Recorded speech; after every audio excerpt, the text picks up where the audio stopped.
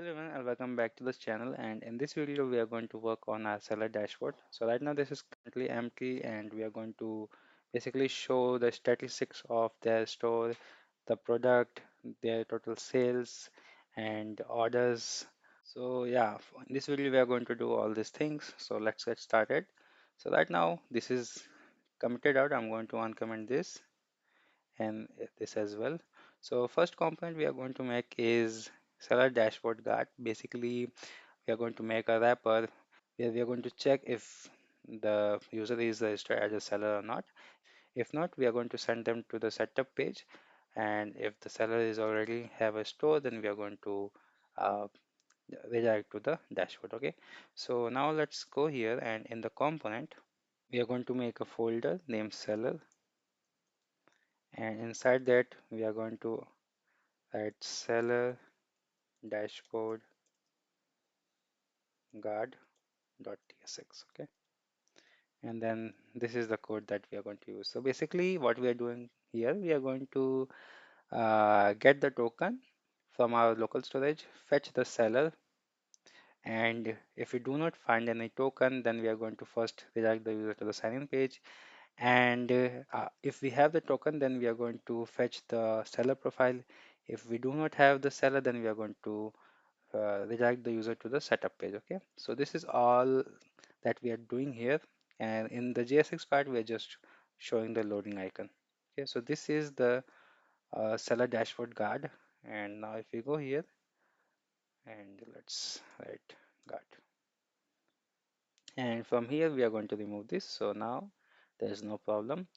Now we need to make the seller dashboard content component. So here I can write seller dashboard content, and this should be dash.tsx. Okay, so this is a code for seller dashboard content. So I'll just explain here what we are doing. So we are importing use fact, use state, and link from next link.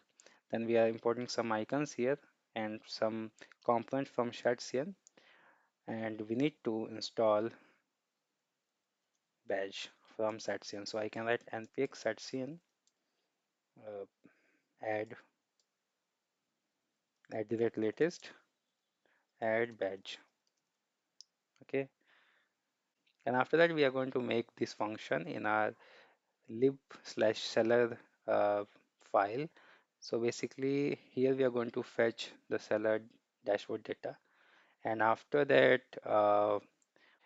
we have some more imports, but for now we are going to uh, comment this out because we are going to work on this in later sections, but for this part we only need this function. Okay, now let's go below, and this is the status variant. Basically this is for the order status. So we have all this status, and we have already talked about this in our Prisma schema part. Comment this out because this is for the chat window and we need to make this, but we are going to do that later. And then we have some states. So first is data, where we're going to store seller dashboard data, and then we have some states for loading, error, and this is for updating the order. But for now, yeah, we are going to comment this out. And then we have use effect here. So here we are calling this function which gives us the data, and from the data we are going to set the data in our state here. Okay, and if we find any error, then we are going to show this error, and finally the set loading to false. Okay, and right now this is giving that D is any type because we have not made the function yet. So when we do this, this error will be gone. Okay, now after that, if the loading state is true, then we are going to show that loading dashboard.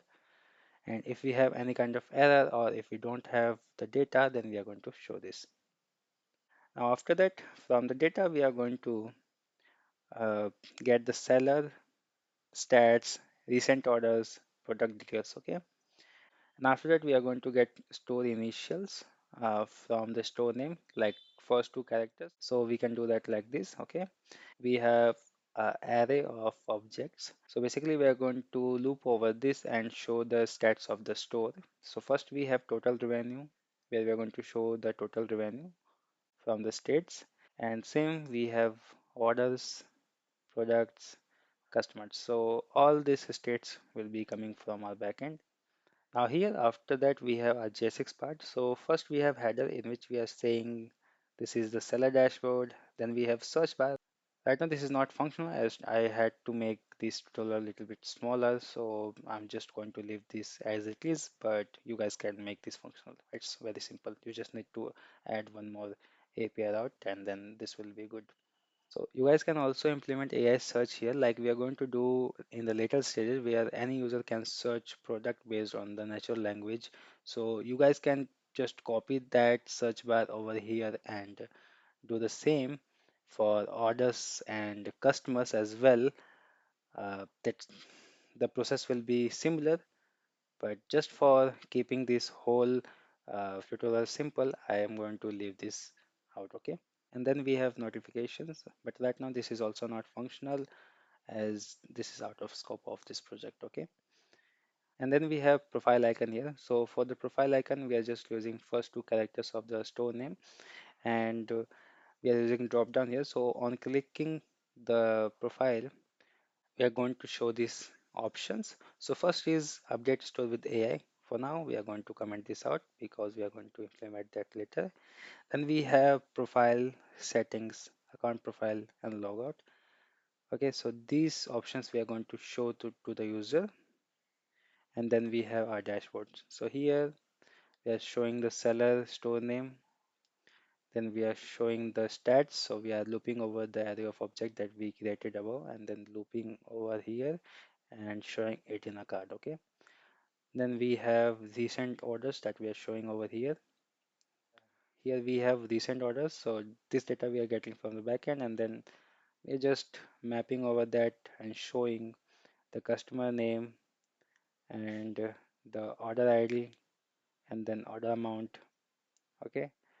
And then we have a drop down to update the order status. But right now this is not implemented. So we can comment this out, but I'll just explain you once here. So we have a button change status where we are going to show this all the status that seller can choose from. Okay, and then this is the drop down menu. Okay, so basically on choosing any of that we are going to call these functions. I'm going to explain this later when we are going to implement that, but for right now I'm just going to comment this out.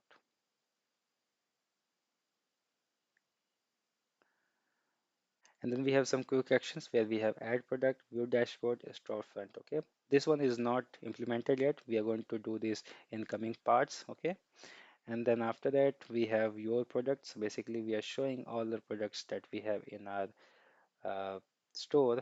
So basically we're just mapping over the products that we have and showing the product info here. Okay, so now Yeah. we have so this will be the store dashboard for now. We have commented a lot of thing here, but for now this is all we need, and these commented things we are going to implement those in coming, but for right now this is all we need. So now we need to implement these functions, so I can go here in the loop and create these functions. So first we are going to have some types here. So the types are basically seller dashboard stats where we have total revenue, order count, product count, customer count. Then recent orders, this is what we are going to send. Then product, and then lastly we are going to combine all these types, and this is what we are going to send as a whole. So we are sending the seller, states, recent orders, and products. Okay. Now we are going to make function to actually use these types. So this is the function that is going to call our API. So the API is API slash seller slash dashboard, and inside that we are passing the token, and from the token the server will get the user ID and then we are going to get our data over here. Okay, so this is the function that we need to implement here, and this is all we have to do in the seller.ts file. And now after that we are going to work on our backend. Okay, so let's go first above, and here I can write like this. And first let's see how the front end is looking right now. So I can just write, okay, so right now this is saying failed to load dashboard because we have not made the API routes yet. Okay, now inside our server, inside our seller controller, we are going to need only one function here, that is going to be get dashboard function. Okay, and then I'll just explain this. Okay, this is just a long function. So basically we are getting user from request body, checking if we have that or not. If we don't find any kind of payload, then we are going to say that user is not authenticated. And after that, from the user ID, we are going to get the seller. If we don't find the seller, then we are going to say that seller profile is not found. And after that, we are going to query using Prisma here. So we are going to query for both seller products and paid orders. So here you can see that we are doing two queries at the same time. That's why we are using promise.all. So first we are doing for seller products. So here we are using the seller ID and then getting all the product made by this seller. Okay, and we are getting this in decreasing order. And after that, we are finding the paid orders. So where the status is paid processing shipped delivered, for that kind of uh, status is, we know that the payment has been successful. So for that we are going to fetch those orders and send it to our front end. Okay, so this is how we are defining what is paid product and what is unpaid product. Okay, now after that we are making a set using the seller IDs here. So basically we are going to loop over this all the orders and get only those orders that contains uh, the seller ID basically. And then we have a variable here basically in which we are going to store all the seller items.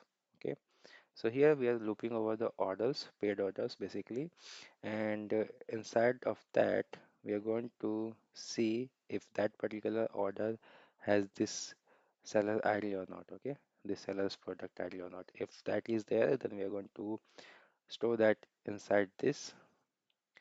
Otherwise we are just discard that. Okay, we are defining a variable named seller amount sent. Basically, uh, let's say an order contains two products, so we are going to add the amount of those two products and then save it inside the seller amount sent. Okay, and also if you can see here, we are using this set here. Basically we are checking if this order has the product ID that we have over here. If that is there, then we are going to say that this order is for this particular seller, and then we are just going to calculate the total amount. Okay, and after coming out of that loop, we are going to calculate the total revenue sent, which will be equals to this. Okay, and we are also going to push that particular item inside our array of object here. Okay, so this is what we are doing here, and we are going to let me add this type here.